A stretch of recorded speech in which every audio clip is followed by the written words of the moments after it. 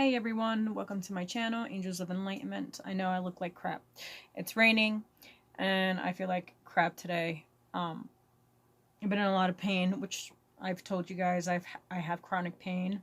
I don't take anything, so I've been dealing with it as best as I can. So it's been raining since yesterday, so it is what it is. But I've been like holding on to post this video. But I've been pushed and pushed, and I asked my pendulum, should I do this video or should I not do this video? They were like, yes. So I was like, okay. So I've been pushed to do this video about May 4th of 2016. So I'm going to tell you what happened on May 4th of 2016. So May 4th of 2016, I woke up antsy, which you guys know. I've told you guys that since I was a little girl, I've had abilities. I could see, I could sense, I could feel, I can hear, and I can see. So me and my son's father that I was with for 15 years. We split in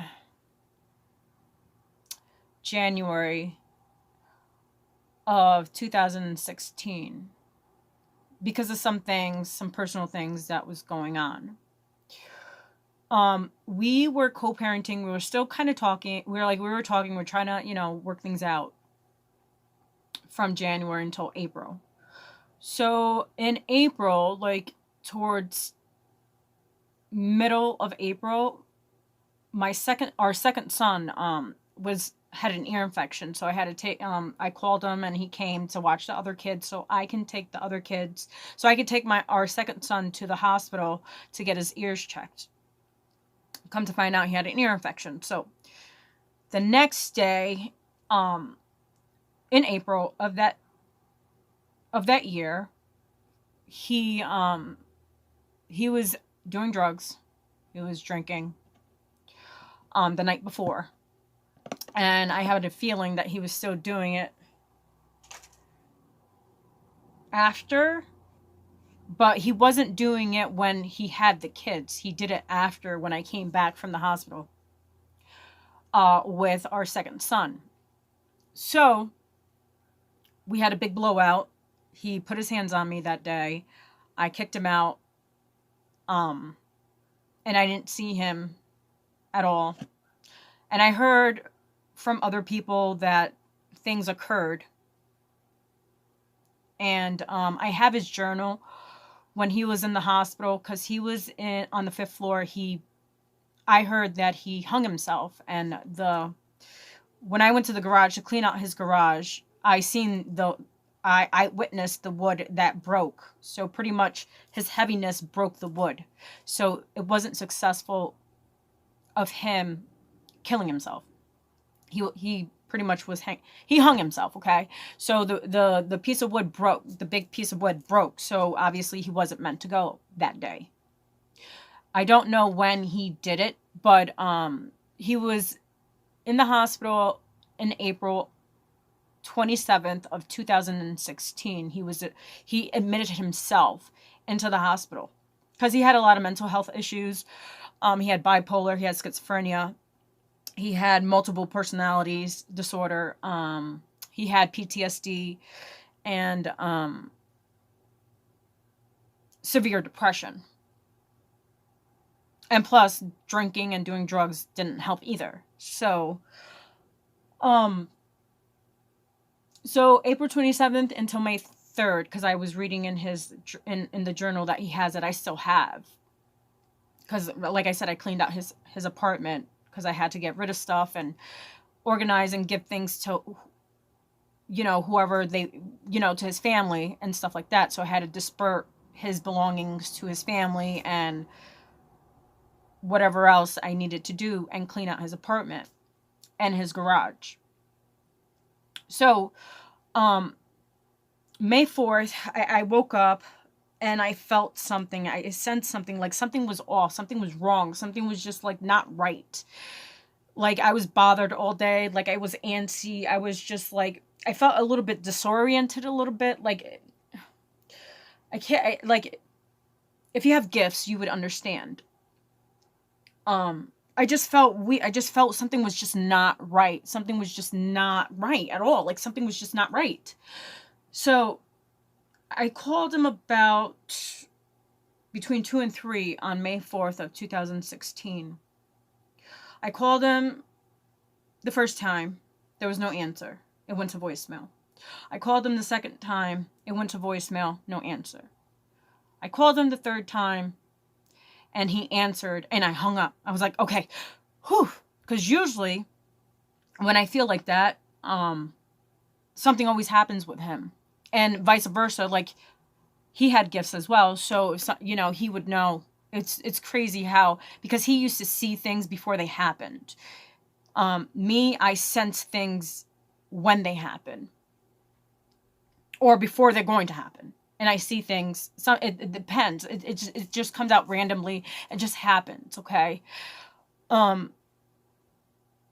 So when I hung up, I felt like this big relief, like, but I still felt like something was going to happen, but I just didn't know what was going to happen that day.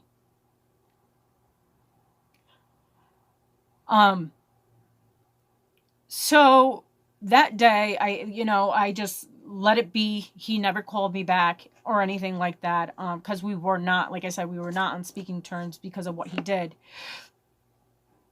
And, I called it completely quits. I wasn't going back to him. I just left it as it is. So then I was on the phone with someone on May 5th. I forgot who it was. And then I go on Facebook and I get a message from one of his best friends. His best friend told me that Keith was dead. And I couldn't believe it. Like, I called him. I said, what's going on? Da, da, da. So I called the police station right after I got off of the messenger on Facebook. And I called the cops. I told them what I heard. I wanted to know if it was true. They told me yes, that he was gone. So I cried. And I cried and I cried and I cried.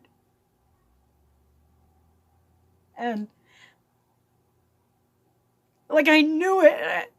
I knew it. And that's the guilt I feel to this day. Like, all the time when something happened, I knew, and I went to go save him. I seen him die multiple times, and I rescued him and I helped him. And the times he went to jail, I was there. I knew. I felt like I was like his guardian angel, like, and so that's just sticks with me to this day.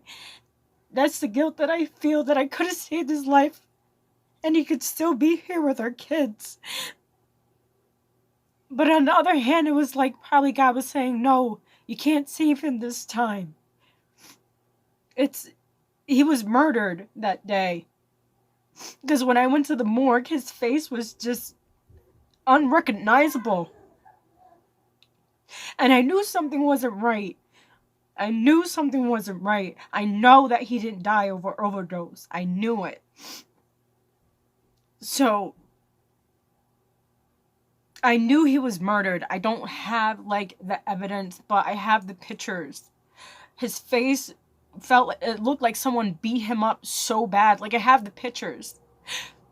You would understand that him and I, our relationship. And it is what it is. But that's the guilt that I feel to this day. Then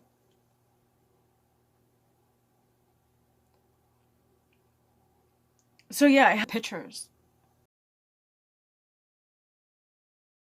Like, beaten to death.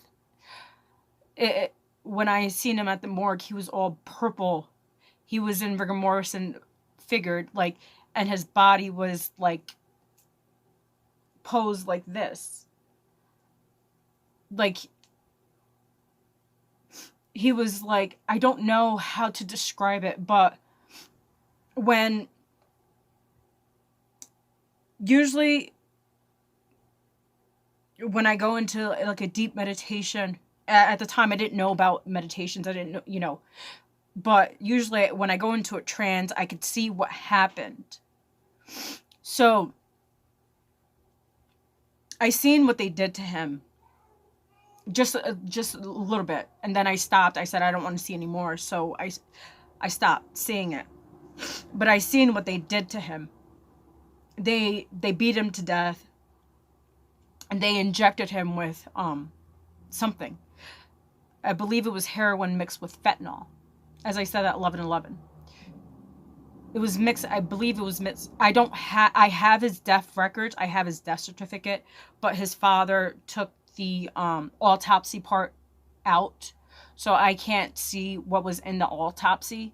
So if my kids decide to go see what really happened, they can access that, but I can't because we weren't married. I say that he's my husband because I was with him for 15 years. I was there when he was in rehab. I was there when he was in jail. I was there when, I was there for him for everything. Through the good and through the bad. And through the times where I needed to leave, I still stayed, and also I left. When it got bad, I did leave. And it was what it was. I didn't believe in going into other relationships because of my belief systems and how my mom raised me. So, yes, I've had other partners when me and him split, yes, but I was never in a relationship with anyone. Only him. So he's been my only relationship that I've been with. So, then I met my twin. In 2017, well, actually it was December of 2016. It was, yeah. Or 2017. No.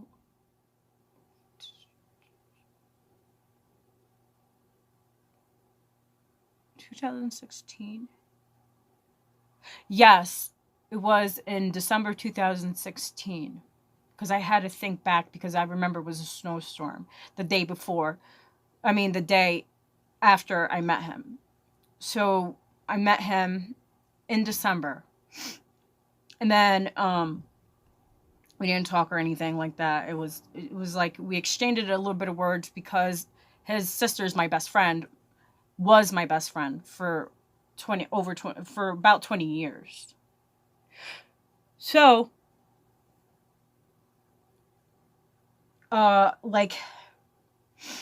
remember I told you guys I lost our daughter last year in November of last year. Me and him stopped. I left him in October. The last time I seen him was September 26th of 2019. And then the last time I actually seen him was September of last year. So when we were talking from my birthday, August 26th, because I turned 34. Yes, I just turned 34. So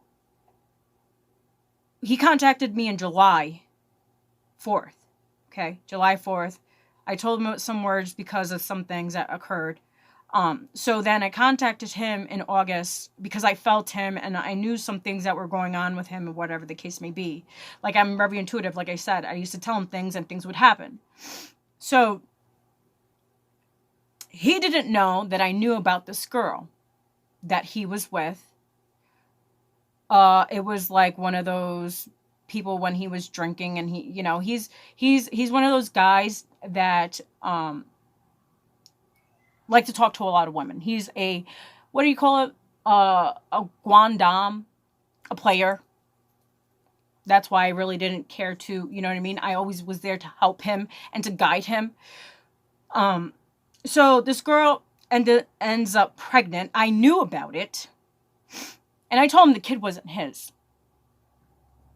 This was last year. Actually, I told him when he contacted me last year in June. And I have all the messages. I have all the screenshots. I have everything. So I left him in October because I knew about the girl that was pregnant that he didn't tell me about. I was waiting for him to tell me, but he never told me. He never told me. He kept it to himself. He never told me about her. And the baby is not his. The baby doesn't look like him. The baby does not resemble him at all. And they're dating right now. And everybody knows in this town that kid is not his. So I was letting him know that that kid was not his. So he hates me, and I'm okay with it. But I didn't want to have that guilt on my shoulders for all these years. So I told him about it. He contacted me back in January, which I have the screenshots as well. He contacted me back in January. And then I you know what I mean? Like, I knew what he was talking to another girl. Like, I didn't know this. Like, come on, I'm your twin. I know who you talk to.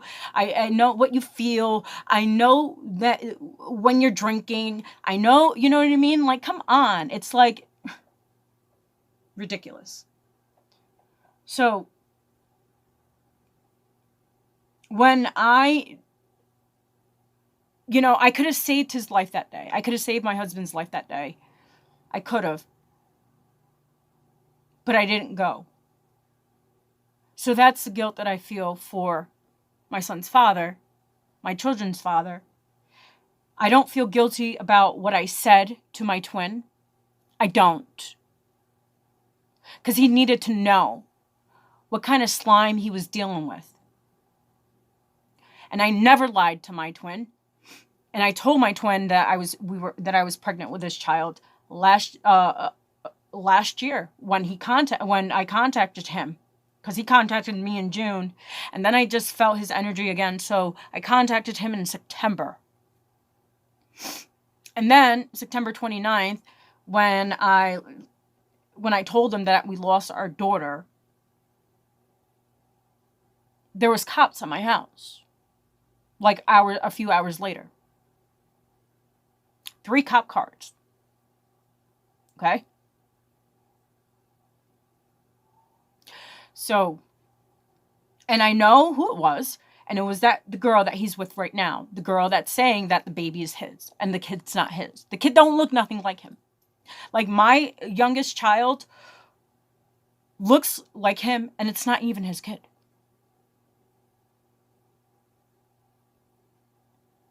My youngest son looks like his second son. And they're not even related. At all.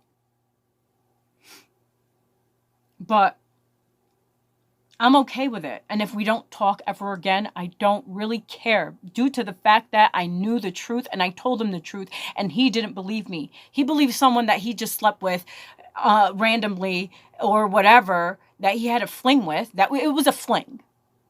The chick that he was with was a fling, just like everybody else that he's been with.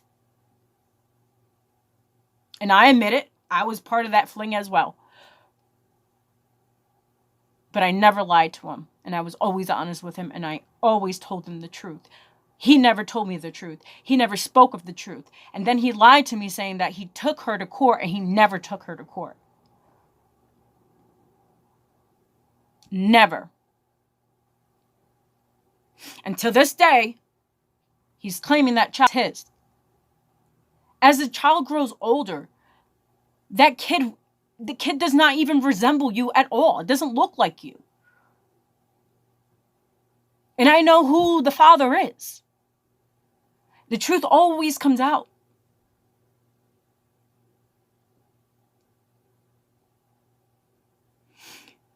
But that was my story.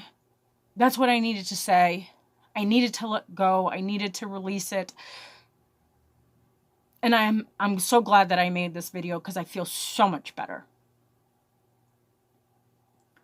So I will talk to you guys. I will see you guys in the next live. I gotta go.